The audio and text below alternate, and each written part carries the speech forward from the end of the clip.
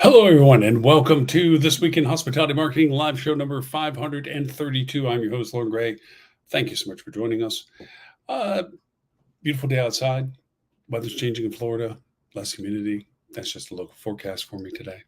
But appreciative that everyone's joining us globally. We always enjoy the fact that we broadcast in 209 different countries.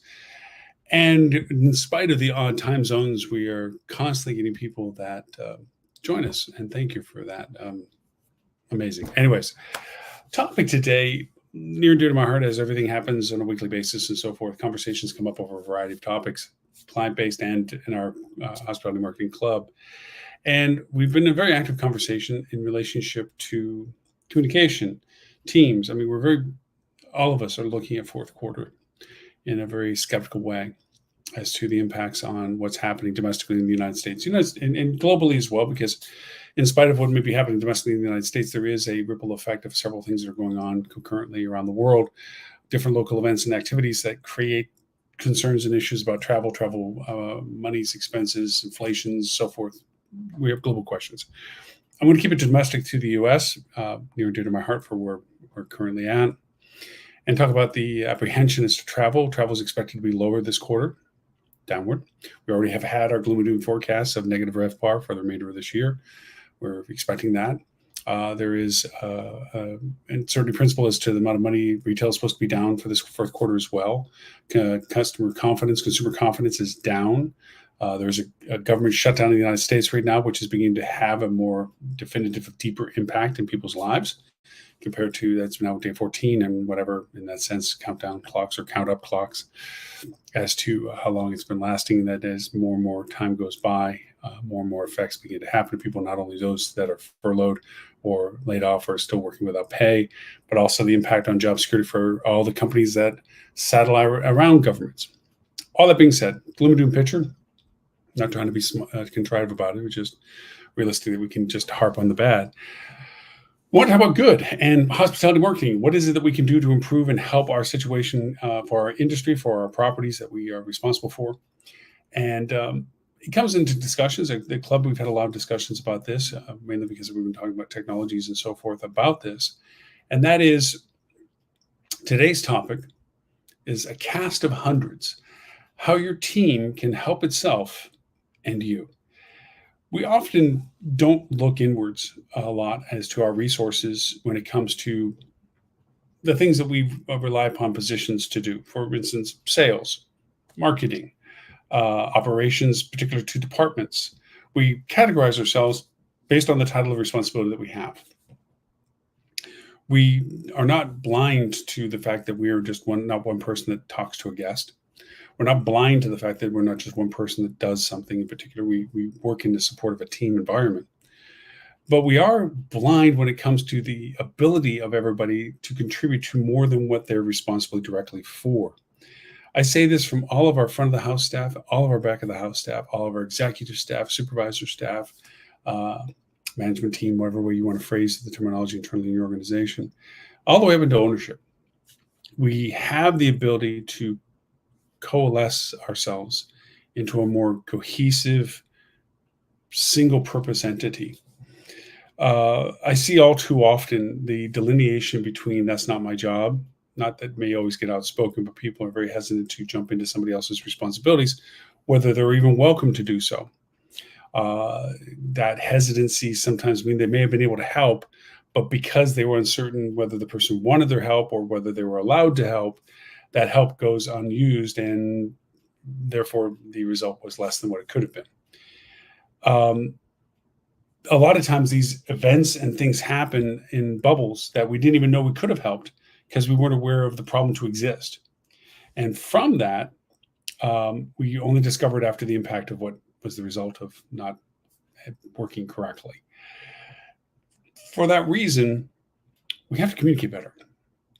We have to have an ability to be more aware. Now, for everybody that's watched the show for the 11 years we've been doing this every week, you've heard this over and over of my NETMA conversations. I get this from when I first got into hotels from one of the best GMs I ever got the privilege of working for, Bobby Bryant. And he had, and this was related to the company that we all worked for at the time, we had NETMA meetings, NETMAs, Nobody ever tells me anything. And the idea was that every morning at 8 a.m. sharp, boom, and he made sure it was sharp, 8 a.m., the door closed. If you weren't in, you were out. Every department had to be represented. It didn't always have to be the leader of that department, the supervisor or anything like this. It could be just a member of the department. The responsibility of that representation from that department was they were to go back to the department and tell everybody in that department what was shared in the NETMA meeting, which was a recap of the day, that we were having these many arrivals, these many departures. Engineering was doing, every department spoke to what they were doing. Okay.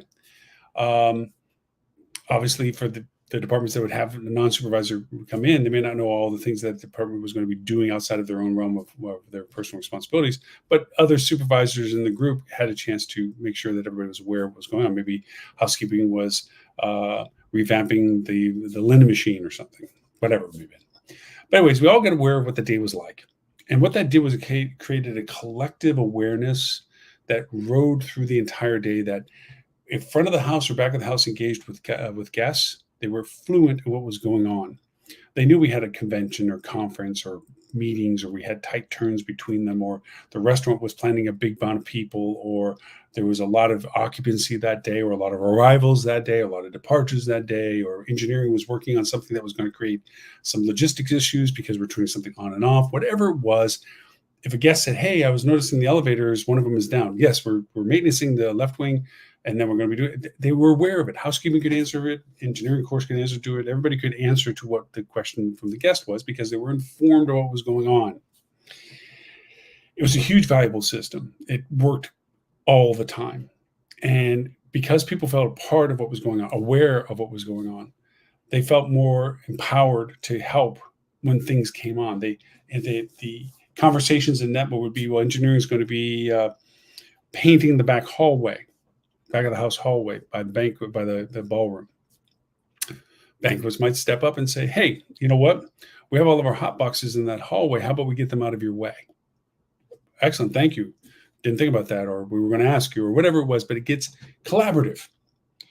That's a fraction of what the value of the communication is for.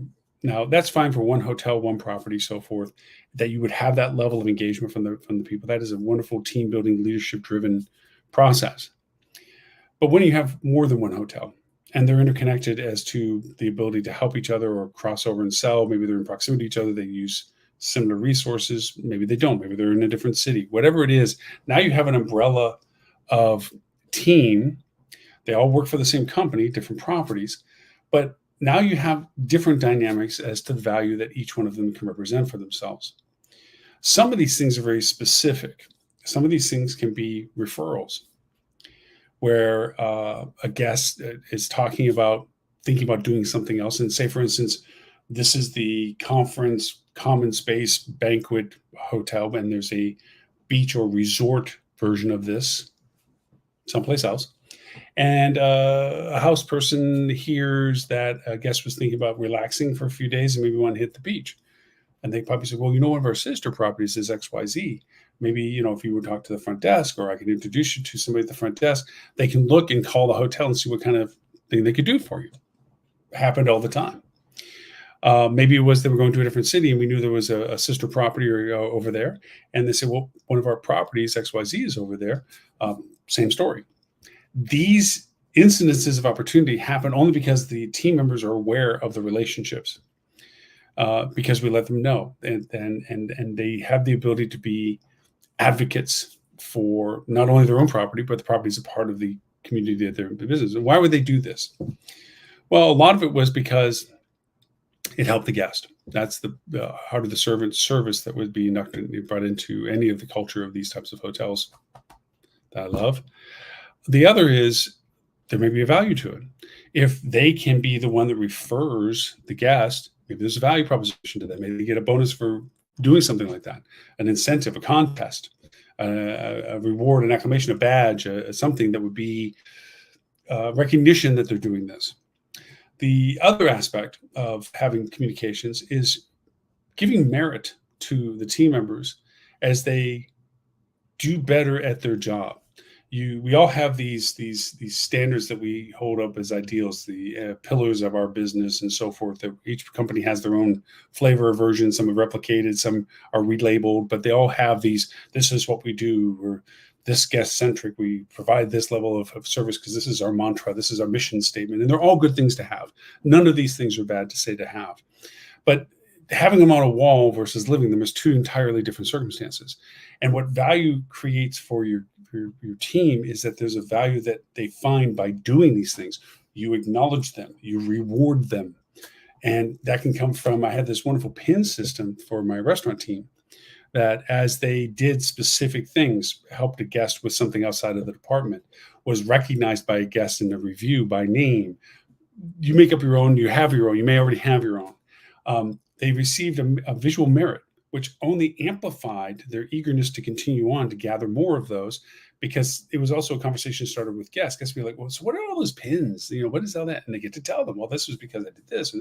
And now all of a sudden, the guest is appreciating that there's a reward system for the service that they're getting. That's the reason why they now validate that this is a good hotel to come to, because the team was recognized and rewarded for what they're doing to help guests and their experience with guests. And it's a self-fulfilling cyclic thing.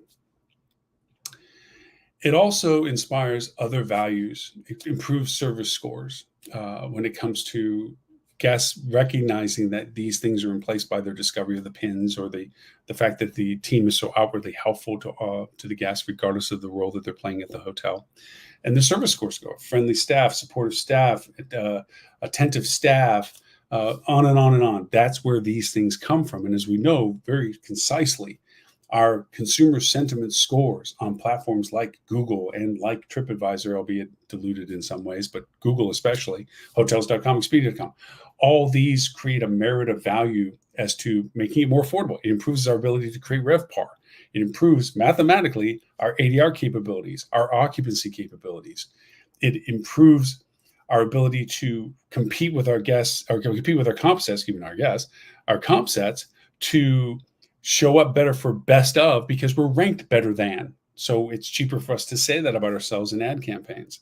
That's the real value of those things when it comes to dollars. And the advocacy of that spreads to our other properties in our network and our portfolio if they're aware of it. Well, why would they be aware of it? Because maybe they were a guest at one of our other properties as a gratis to their role that I always had when I had multiple units. Employees were required, before they started the job with me at the hotel they're going to be working, to stay the night with their family. Usually a weekend is what we offer, Friday, Saturday night, or if it's Saturday, Sunday, depending on how it worked for them. Everything was covered, their food, the hotel room. We wanted, and I don't care whether it was a housekeeper, I don't care if it was a front desk, I don't care if it was the director of sales, whoever was new, every new person stayed at our hotel for a couple of nights with their family, and everything was paid for, food, everything, for them to experience it before they became a part of the team. They got to see the team in action that they were going to be joining. They got to see the hotel from the customer side, the guest side, to see things. They got to see what the room was like. And the anonymity of them meant that they were immune to thinking that they had to be biased about what they're seeing, because the team didn't know that this was the new team members. They were just every other guest. And so it gave them a very candid view of the hotel or the resort as it operated. And they got to see what they were joining.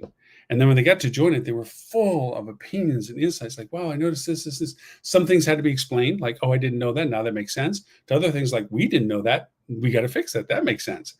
That ability to do that created an advocacy of them. They were proud to have their family come stay at the hotel, which we always offered a discount for them. We always made sure that they got an incredibly good employee rate at our hotel. And it was very beneficial for us to offer a employee rate at our sister properties, their team members as well. Like, if you guys want to come for the holiday, let us show off our hotel. Okay. And come stay with us. And it's really, really affordable. Come stay with us. and treat them royal. We gave them discounts for food and beverage. We made it incredibly affordable for employee rate. We didn't try to monetize the relationship. We tried to amplify the value of, this is why you're part of our team. We're giving you a reward value that this is you may have a $350 rate or a $400 rate. You're $50 to come in the door. You're saying, oh my God, why would we do that? Cover the cost of the room is what you're basically boiling down to. We did have thresholds of occupancy, to be fair. I mean, we didn't want to take money out of our pockets or out of the owner's pockets by doing this whenever possible, but we always tried to amplify the value. We treated them as VIP.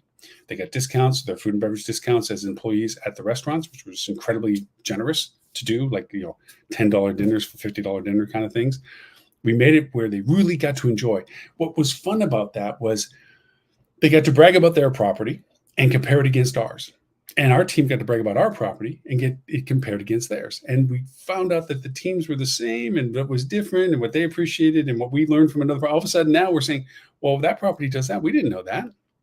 We'd like to do that too. Let's do that. And they went back and saying, well, but that property did such and such. And that property goes, hey, that's pretty good. Let's do that as well. And so now all of a sudden the properties are talking better and collaboratively. Wow, what a thought. Plus also they now, when a customer at their or guest at their hotel talks about whether they're going to come to our, they can literally first person boast and say, oh, I stayed there. It is so cool. The pool, you're going to, whatever it is, they get to tell the guest from a first person perspective about that, about your property. So the cross sell is amazing. It also helps with all these things when it comes to recruitment. When they know that there's gaps and shortfalls in their own department, let alone the other departments that they keep well informed on, because we're collectively a community, okay? And we know that engineering is really needing engineers and so forth. And all of a sudden a housekeeper will come and say, well, my nephew's coming to town and is looking for a job and he was a mechanic such and such in the military. Really? Have him come by. Comes right in, top of the list to talk to. We wanted to treat them with respect that they're coming in because our own team member referred to them. And we'll take the time with them. And we'll see if they're can. We're not going to bias our decision. It's equally unbiased as to whom we choose for the role. The best for the role is what we pick. But it gives them an entrance level chance to talk with us because we know the relationship with our current team members. We reward the team members that brought in the recruit. We're gapping people and we need people, and our team finds the people that we end up hiring, reward the people, and not in some token, infinitesimally small, drawn out. They got to make it after 90 days, the person stays, they get whatever it is that you gave them as an incentive. Don't wait that it has to be a 180, a 6 month, a 12 month. It turns into the impact of the value of doing that diminishes the more you make them wait for it to be a full value. So reward them well, reward them quickly. Yes, you take higher risk with the shorter reward windows, but you also get a higher benefit of the impact of doing them. When all that's said and done, when you talk about recruitment, you're talking about improving the service scores. You're improving about guest retention and guest loyalty to that. When you start talking about advocacy, about your staff and so forth, being able to become advocates of your business and soliciting people that they're out on their own personal time and they hear about, well, my family's coming in, I don't know what hotels they stay at our hotel, and give them say, you know what, if I'll check, maybe I can get a rate. Maybe there's some, I can get a discount rate because I'm tell them that, Lauren sent you. Why not give them a code that they can use? Okay. And you say, well, it gets abused. It'll be in everybody. Is that a problem? You can always deny the code. You can always deny the opportunity. You can always, if you needed to, but having it on your doorstep is a lot better than trying to find it to get it on your doorstep. So why not make them salespeople for you? Let them be not only advocates, but deliverables on sales. Like, wow, lead times. They found out that maybe an organization they're part of is looking for an area to have an event, and they bring back saying, hey, my church is looking to do such and such, or my dance studio is looking to do such and such, and I told them they should come talk to us, and I was thinking about ballroom B, blah blah blah, whatever. Boom. And then reward them for that, reward the people that came in because of that, and do business that creates that community engagement. It's just a wonderful cyclic relationship. So where does this all come out other than the kumbayas of all the things that you can do that you could do without technology? Back when we did it, the technology that back then could not support this. There was nothing that we could do that was outside of a bulletin board in a department area that would keep this continuity conversation going, and meetings that we had to have. Now there's apps that you can create, that you have, that can keep this communication going, because the parts I'm missing to what I just said could be possible. is the interactivity between people, the communication that can happen between departments, the communication that can happen between people in other properties in the same department and in different departments, the ability to sort through problems. So many people are so worried that this creates a opportunity for complaining. What you find a lot of times in good cultures, if you're worried about complaining, is because you're not treating your people well, and you're worried they're just going to start sharing bad stories about the truth of what's going on, compared to having a good culture where people are sharing why they enjoy it so much and find ways to make it better. If you have a bad culture, you would want to give the ability for them to communicate, to clear the clutter away, to get past some of the stuff, for them to hear firsthand from you what it is that you're doing about something that may be of an angst to them, and then allow the community to create a litmus of that as to how they believe you, not believe you, see it in action. Now you create internal advocates where somebody says, yeah, I still think they're screwing up. Another person says, hey, you know what? They're actually working on it and it's getting better. So tone down your dialogue a little bit. Have that self-policing that community develops when it's trying to heal itself. People want it to work. But one thing we have to remember about our teams is they want the business to work because they don't want to have to go find another job or go through that whole process again. They want it to be successful so they can continue to think that all the effort and time that they're spending doing their job with you gets rewarded, that tenure gets appreciated, that extra that service that they're doing gets acknowledged, and they get to go up in their income because of it. So they're willing and wanting to make this happen, but you got to give them the tools to do this. There's strangely enough, not a lot of tools that aren't tethered to your human resources. Which I mean by saying is that when you bring in a new hire, they say, well, we have this employment platform and you get logged in now that you're an employee, and here's the things, and we notify you when there's stuff going on, and you can chat to other people, and you get little badges, or people can give badges to you, so forth and so on, and we reward people and so forth.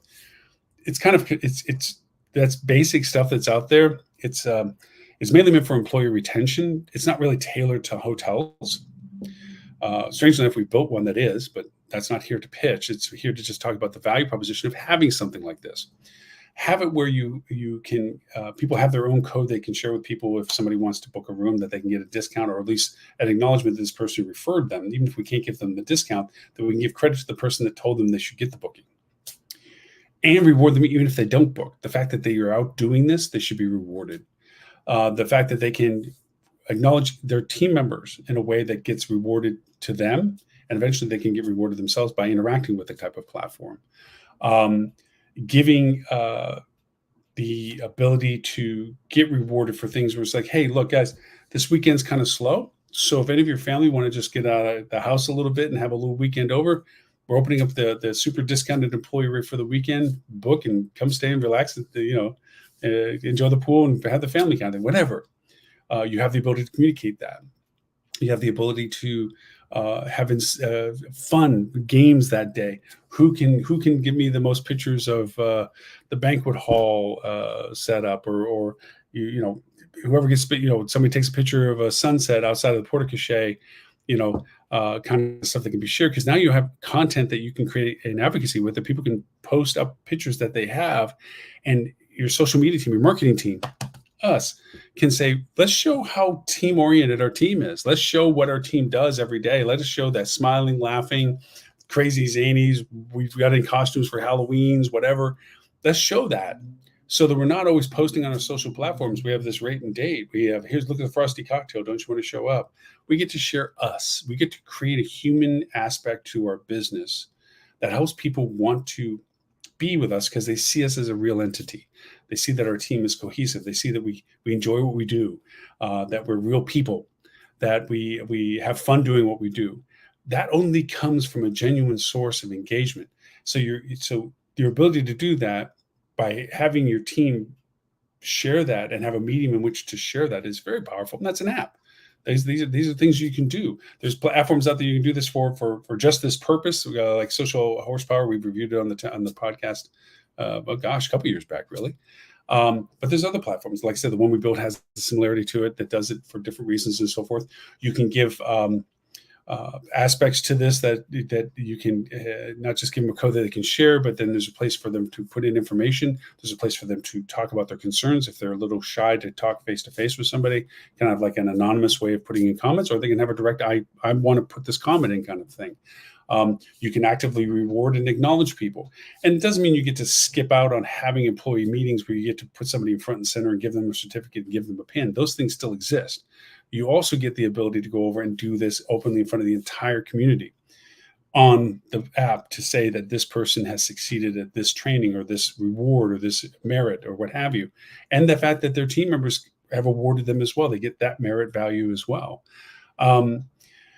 You get to have them where they have immediate feedback that if they see something, they can snap a picture and say, wow, I just saw this paint peeling in the B-Wing 4th floor hall by the laundry door. Good to know. That's a lot harder than going in through the SOS program or going down to engineering, going to your supervisor and saying, oh, 4th floor that did this, and the person has to discover it again. You get to do a little bit more. There are platforms that do this internally, but they're specifically just for that, like the SOS program and stuff, that do those. I got to go on, log into the app, blah, blah, blah. And that without a merit reward system for doing that you can't keep track of people doing this so that you can reward them for the extra effort to do it, it kind of falls flat after a while. Because unless you know who's supplying those kind of comments and pictures and so forth, and you reward them appropriately, they eventually stop doing it because they just don't see the worth of it anymore. It doesn't affect them anymore. It doesn't affect them positively. It doesn't affect them negatively. It just doesn't affect them. And then they lose interest in it. You have to create a reward relationship on this. You don't have to give away the farm, but you have to acknowledge people. Sometimes that's the reward. It's just to know that they did it and acknowledge them that they did. So these kinds of things help in your sales activity. Now, all of a sudden, you have hundreds of people selling your business because they're your business. They're the ones telling their friends and family. They're the ones that are telling strangers about staying at the hotel. You have a collective capability where you have a community build capability. If you have more than one hotel, they don't feel alone and isolated. They feel a part of a department of one hotel, but they also have a symbiotic relationship with the same department in another hotel or a dozen hotels or 100 hotels. You have that commonality going on. You have the pride of your property compared to others. You have your pride of communication that you have compared to others, and your awareness to learn and listen and opportunities. If a property is looking for talented, skilled people, and they may be moving in that area, or they may be thinking about moving, or they don't have the opportunity at their current property, and as much as the property loves and appreciates them, they don't have a means for them to step up right away, and this other property does, and it's in the same family, how better to keep that trained talent relationship in the entity of the ownership group and the management team to go into the property. Like, you've earned, this is great. And the pride of the property is, we're sending you one of our best here. It creates a community value that is unrivaled in the value that it presents to not just the internal teams, but to the guests that experience the impact that it creates to the internal teams. So when I say cast of hundreds, how your team can help yourself and you, this is what I mean. Salesforce, advocacies, customer engagement, service scores, recruitment, and a host of other things, plus open communication that you as a management team member have a hand on the pulse of the sentiment of the place, if they feel good about the place, if there's problems that are brewing, if there's distance in the place, if there's something that is a problem that is now affecting people, it can be addressed earlier rather than later when it begins to get out of hand. These are all the value merits of how these platforms can exist in high value. Plus, it gives you a means of communication of like a roadmap so people understand what's going on. That whole NEPMA conversation I had about what I used to have at the hotels, where awareness of what's going on. This is what we're doing. We're planning on replacing these things. Open communication so that the team feels like they're aware of what the company's doing rather than mindlessly just giving service to something they can't control. If they feel like they're a part of the program, they will act like they're a part of the program, and that that reflects to the guest as well. So that's my advocacy questions of a cast of hundreds, how your team can help itself and you, platforms that can help you, but just good leadership by taking on these kind of things in itself will be a huge value for you as well. And this goes to restaurants as well. All the business entities in hospitality can be run the same way. So, we're located on all these platforms: Facebook, LinkedIn, YouTube, Twitch. Our TV channel is 24/7, 209 countries. Our radio station is 39 countries, 24/7. If you have any questions, feedback, or comments, you can reach me at lauren@hospitalitydigitalmarketing.com. I answer each and every email for both the podcast, the TV show, everything that we do. And the club, if you're a hospitality marketer, wish to join our club, peer level group discussion of all these kind of things like you hear on the show, you can reach out at hospitalitymarketing.club, put your email in. I send you a quiz validating that you're a current hospitality marketer, send you a link to our community. Boom. Now we have live conversations over there, peer groups, fraction content pieces, lots of cool stuff. So hopefully you join us over there as well. If you're in the industry listening to this, I hope that you do. And for everybody that's watching us globally, we do recast the show 11:30 a.m. Sydney, Australian time on Wednesday, 11:30 a.m. Wednesday morning, London time for our EU and Mideast friends. And that way it's a little bit more semblant than the live watchings that we have here. So with that, my name is Lauren Gray. I thank you for the privilege of your time and look forward to talking to you next week.